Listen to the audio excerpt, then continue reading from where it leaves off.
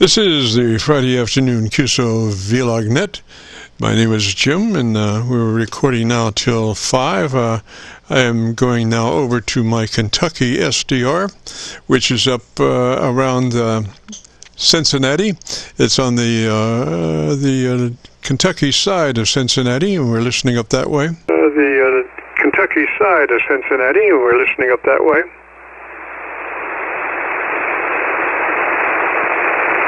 And again, this is primarily for my 100-watt friends that have difficulty getting out or being heard. But you know, the thing is, I have 5 internet SDR receivers, and plus my local antenna. And if I'm not hearing you, you might consider that maybe there's a problem with your antenna. I believe that a 100-watt transmitter located in the eastern part of the United States should be an S1 somewhere. Well, S9 actually. Should be an S9 somewhere. If you're an S1 everywhere, you're not getting out.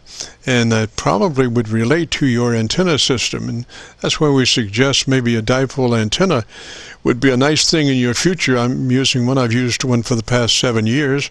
And I really enjoy the operation of that antenna. And you can make them, directional to some degree. Now, if you've seen radiation angulation reports off a dipole antenna, you see that the RF moves out at broadside to the antenna length, and so if you wanted to hit a certain place, you would put broadside your string, your dipole antenna broadside to the target area, and that would help start.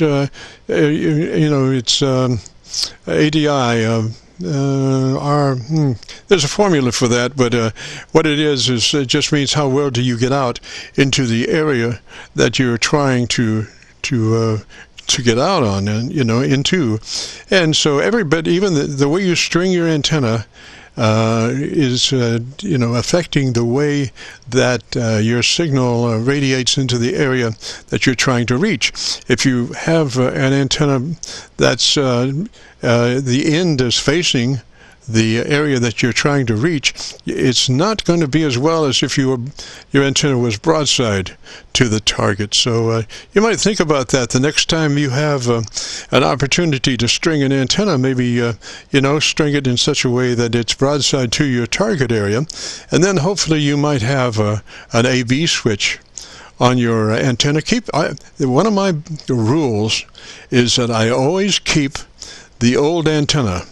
I always keep the old antenna, even when I got the new one, even building the new antenna, I'll keep the old one and have it on an AV switch, just to be sure that I'm doing better than where I was. Because if you don't have a reference point that what it was, then you don't know how much better or worse you are with the new antenna. Roger? Much better or worse you are with the new antenna. Roger?